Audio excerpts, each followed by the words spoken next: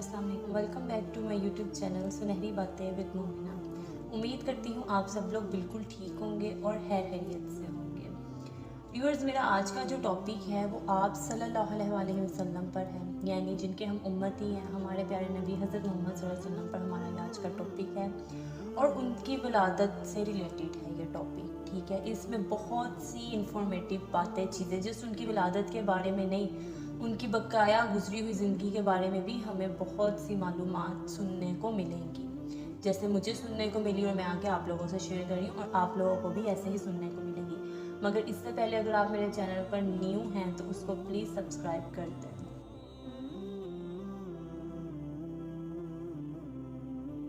हज़रत मोहम्मद सल्लल्लाहु अलैहि वसल्लम की विलादत मक्का मुकरमा में 571 ईस्वी यानी आमुल फील वाले साल में हुई। इब्ने साद की रिवायत है कि रसूलुल्लाह सल्लल्लाहु अलैहि वसल्लम की वालदा ने फरमाया कि जब मोहम्मद सल्लल्लाहु अलैहि वसल्लम की पैदाइश हुई तो मेरे जिस्म से ऐसा नूर निकला जिससे मुल्क शाम के महलात जो थे रोशन हो गए।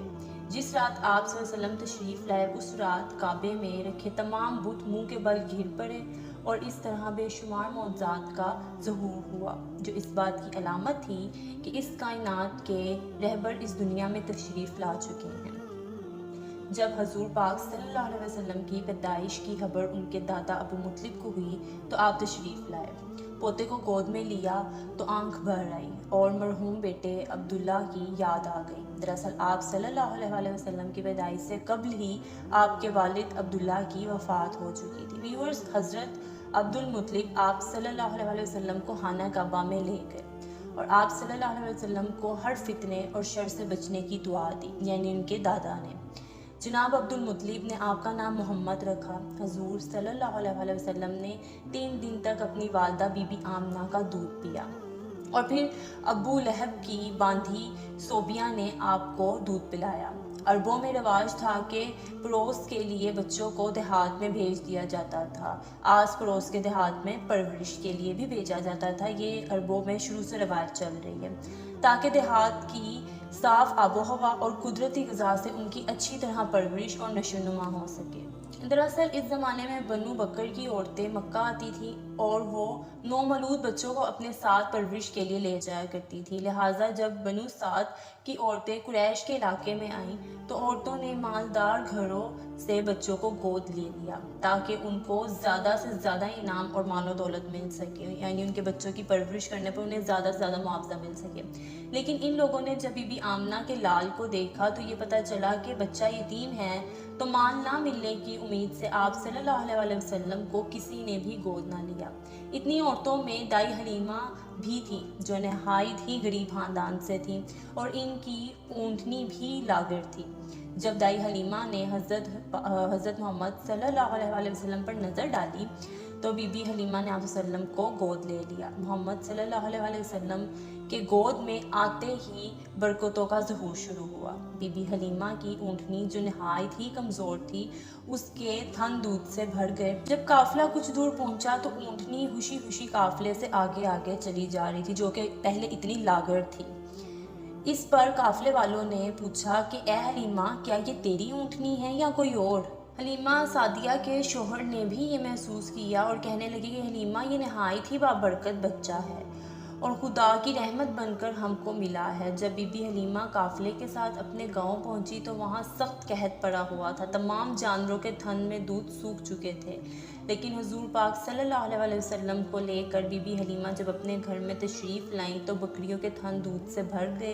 बीबी हलीमा खुद फरमाती हैं कि रोज़ाना मेरी बकरी चारागाह से वापस आती तो उनके थन दूध से भरे हुए होते थे, जबकि हर तरफ सूखा पड़ा होता था और लोगों को अपने जानवरों से एक कतरा भी दूध ना मिलता था। लिहाजा मेरे कबीले वालों ने अपने चिराहों से कहा कि उनकी बकरियां वहां चरवाएं जहां हलीमा की बकरियां चरती हैं, जबकि जहां बीबी हलीमा की बकरियां जाती थी वहां भी सारा सूखा पड़ा हुआ होता था, लेकिन अल्लाह की तरफ से उनके धन दूध से खुद भर जाया करते थे। मगर यहाँ जंगल का कोई महल अमल दखल नहीं था। ये तो रहमतुल आलमीन मोहम्मद सल्लल्लाहु अलैहि वसल्लम की बरकत का फैज़ था जिसको मेरे सिवा कोई शख्स नहीं समझता था। حضور پاک صلی اللہ علیہ وسلم کی آمد کے بعد سے بی بی حلیمہ مسلسل اضافے اور خیر و برکت کا مشاہدہ کرتی رہیں۔ حضور پاک صلی اللہ علیہ وسلم کی ابتدائی 2 سال حلیمہ سعدیہ اور ان کے شوہر حارث کی گود میں گزرے۔ 2 سال کا عرصہ گزرنے کے بعد نبی پاک صلی اللہ علیہ وسلم کی نشوونما اور تندرستی کا حال دوسرے بچوں سے اتنا اچھا تھا کہ آپ 2 سال میں خوب اچھے اور بڑے لگنے لگے۔ مطلب جیسے ہوتا ہے نا کہ 2 سال کا بچہ ہے وہ ہوتا 2 سال کا دیکھنے میں 4-5 سال کا لگتا ہے، تو اسی طرح تھا۔ حضور پاک صلی اللہ علیہ وسلم اعلیٰ صفات کی وجہ سے باقی بچوں سے زیادہ خوب دکھائی دیتے تھے۔ آپ نہایت ہی سنجیدہ مزاج اور فکر کرنے والے دین کے مالک تھے۔ جب حلیمہ سعدیہ کے بیٹے حضور صلی اللہ علیہ وسلم کو اپنے ساتھ جنگل میں لے جاتے تو واپس آ کر بی بی حلیمہ کو بتاتے کہ اے امی جان، محمد بہت شان والے ہیں، جہاں جاتے ہیں ہرا بھرا ہو جاتا ہے، دھوپ میں بادل ان پر سایہ کرتا رہتا ہے اور جنگل کے جانور محمد کے قدم چومتے ہیں۔ ایک دفعہ آپ صلی اللہ علیہ وسلم کے دودھ شریک بھائی حلیمہ سعدیہ کے پاس آئے اور بتایا کہ 2 آدمیوں نے محمد کا پیٹ چاک کر دیا ہے۔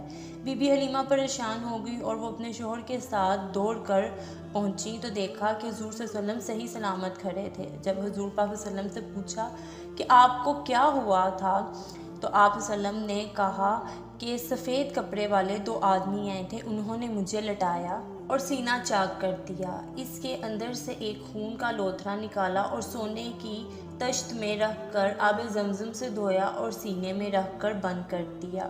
یہ سن کر بی بی حلیمہ گھبرا گئیں اور حضور صلی اللہ علیہ وسلم کو دوبارہ مکہ لے جانے کا ارادہ کر لیا۔ لہٰذا جب نبی کریم صلی اللہ علیہ وسلم کی عمر 4 سے 5 برس ہوئی تو حلیمہ سعدیہ آپ کو مکہ لے آئیں اور آپ کی والدہ بی بی آمنہ کے سپرد کر دیا۔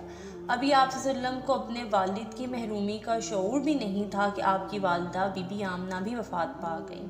پھر آپ کی پرورش کی ذمہ داری آپ کے دادا جناب عبد المطلب نے لے لی۔ حضرت عبد المطلب کو اپنے پوتے سے نہایت ہی محبت اور شفقت تھی۔ حضرت عبد المطلب آپ صلی اللہ علیہ وسلم کو اپنی آغوش میں بٹھا کر محبت سے چومتے۔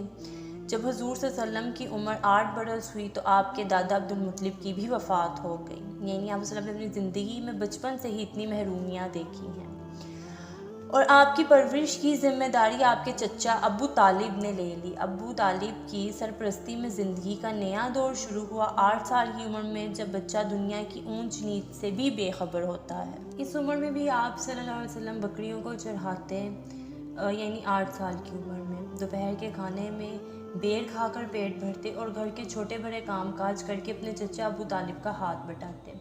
ابو طالب نے کبھی بھی اپنے بھتیجے اور اپنے بچوں میں فرق نہ کیا اور دونوں میاں بیوی نے اپنے حقیقی بیٹے کی طرح حضور صلی اللہ علیہ وسلم کی پرورش کی۔ ابو طالب ایک تاجر تھے، لہٰذا نبی کریم صلی اللہ علیہ وسلم کی عمر جب 12 سال ہوئی تو آپ کے چچا آپ صلی اللہ علیہ وسلم کو ملک شام لے گئے۔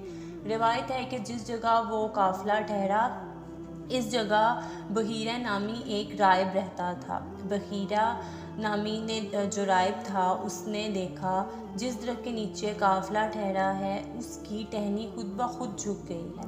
انہوں نے دیکھا تھا کہ 12 سال کا ایک لڑکا یعنی آپ صلی اللہ علیہ وسلم اس قافلے میں شامل ہے جس پر بادل کے ایک ٹکڑے نے سایہ کیا ہوا ہے۔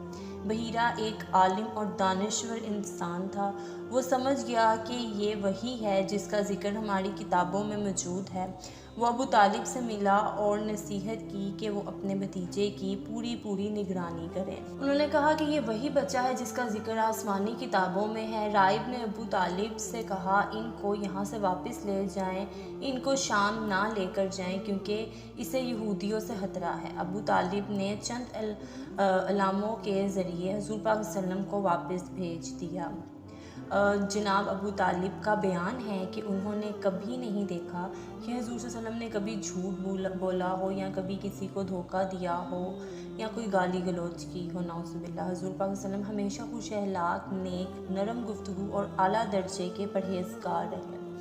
حضور صلی اللہ علیہ وسلم بچپن میں سب بچوں سے مختلف تھے۔ آپ میں باقی بچوں کی طرح شرارتیں اور شوخیاں نہ تھیں۔ آپ بچپن سے ہی اس کائنات کے نظام پر غور و فکر کیا کرتے تھے۔ تو ویورز، یہ ہے ایک خوبصورت ٹاپک اور خوبصورت باتیں جس میں اتنی انفارمیٹیو ٹاپک ہے جس میں اتنی انفارمیٹیو باتیں ہیں، کتنی معلوماتی باتیں ہیں جو ہمیں پتہ چلی، مجھے پتہ چلی، آپ لوگوں کو اب میرے ذریعے پتہ چلیں گی۔ تو اس ویڈیو کو ضرور لائک شیئر لازمی کیجیے گا اور کمنٹ کر کے لازمی بتائیے گا، اور میرے چینل کو سبسکرائب کرنا مت بھولیے گا، اور اس کے ساتھ ساتھ مجھے بھی اپنی دعا میں ضرور یاد رکھیے گا۔ جزاک اللہ۔